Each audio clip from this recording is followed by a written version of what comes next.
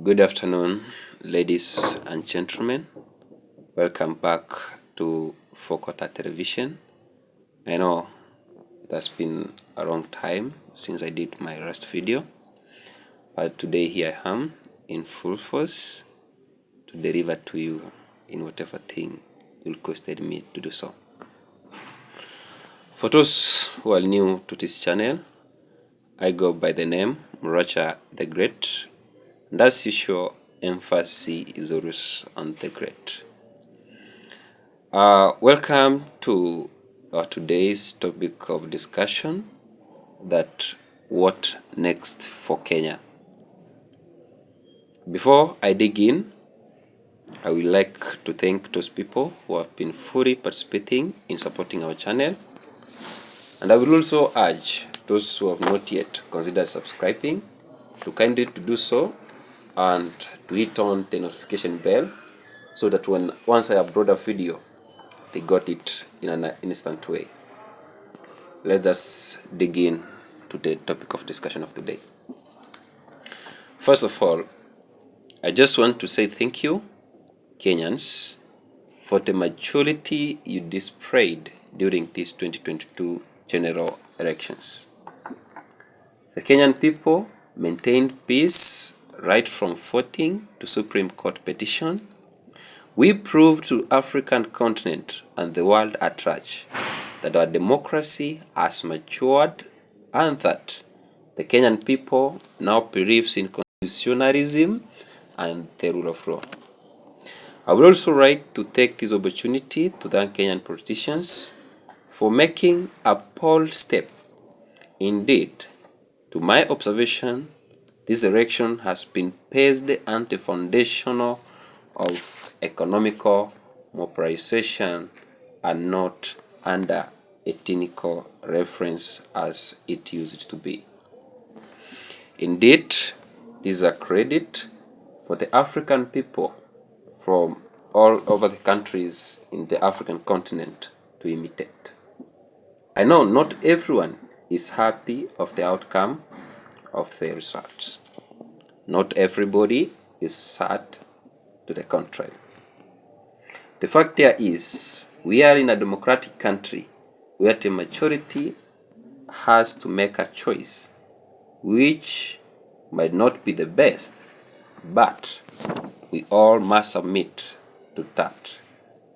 And in that case, to whether it was the best out of the choices, all of us must now test the consequences. That is the true image of democracy, that people are always complaining, people are having different opinions. That is what can make a country grow and move forward. Now the big question of today is, what next for Kenya? In my previous video, I talked of the main mistake we would make in times of election like this that passed. And I stated clearly, the first mistake is by not going to vote. That is not going to practice your democratic right. And how is that a mistake? A good friend of mine asked the question on that video, because you believe even not voting is still democratic. Well, I said no. Because, look, imagine if all of the voters, the 22 millions of us, stand up and made our voices to be heard. Perhaps there could be a great margin between candidate A and candidate P. This can avoid the risk of a country of going to a rerun, expensing our economy. Instead of focusing our energy on elections, we will now focus our energy on fighting for hunger and lack of jobs and employment in our country.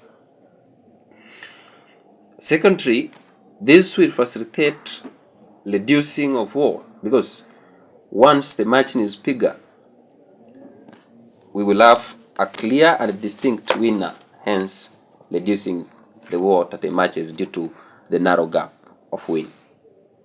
From that observations, and from my point of view, I submit that not voting is genocide and is betrayal to our future, we as the Kenyan youths. I would also like to thank those Kenyans who woke up and made their voices to be heard. Next time, let us all of us learn from this and gather out in large numbers and make our voices to be heard. The second mistake we youths make, it is voting itself, because we vote in people who are incompetent for the job, mostly based on tribal, religion, and ethnical mobilization, hence leaving out those with ideas that can transform our country and our future. But I'm glad that the voice of the Kenyan people was heard. The third mistake is ending our role and our work at voting. And this is what I want to clarify today. We, the people of Kenya, has a sovereign power to choose leaders, to act as our servant. That means we, the people of Kenya, we are the bosses, and we need to give roles and duties to our servants. And that means if we just end our work at voting, then we are turning those leaders we elect to be our demigods, and we won't like what they have been doing to us over the previous years, because it has been self-evident. We have to hold them accountable for everything they do, because it's our future that and that of our country they have at their hands. And that means our work should not end at voting, but instead should continue even after voting, because if the Kenyan people set their political difference aside, having that now the election period is out and we have a leader for all of us and not only those who voted for him, this amalgamation factor will enable us to move our country to the next level and to the next step. We will now focus in harnessing our energy towards economic freedom and stability and building of institutions that serve the people of our country, Kenya. The people of Kenya must now demand job creation for the youths. The people of Kenya must demand good health facilities. The people of Kenya must demand free education for the young people. The people of Kenya must demand a good infrastructure and so on. Because this is what we were promised by both candidates. I mean, we should even have a youth ministry. This will facilitate the active inclusion of the youth in the government. The people of Kenya should not up to this date or to this era grumble with hunger. I mean, hunger should be a thing of the past. The government should empower its people by introducing effective measures. We as the Kenyan people, as the Kenyan youths, should be the champions against corruption in our country. The legislators whom we elected to represent us from various constituencies should take active role in enacting rules that will fight against corruption. Because let us take a good example in China. In China, we have some rules that govern the government and that have stabilized the country from corruption.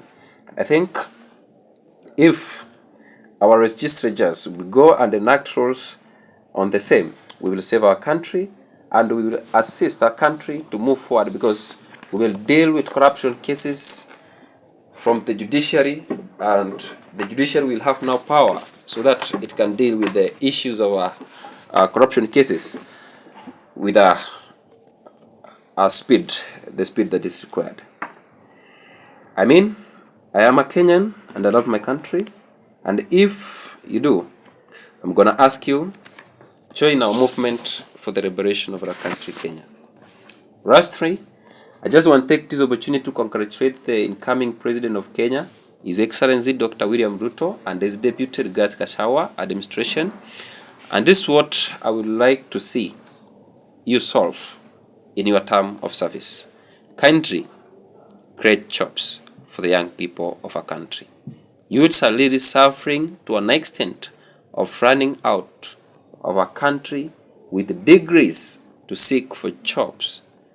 Not even jobs, I call them petty jobs in Arabic and Western countries. I mean, this is shame to our country. The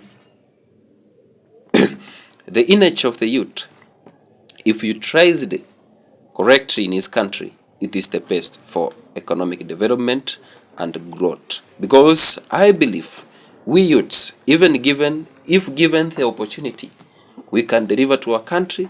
We can focus our energy in delivering our creative and innovative knowledge to the betterment of our country. Thank you very much for watching this video. I would like to take your time to subscribe and like and just share if you care. Rise.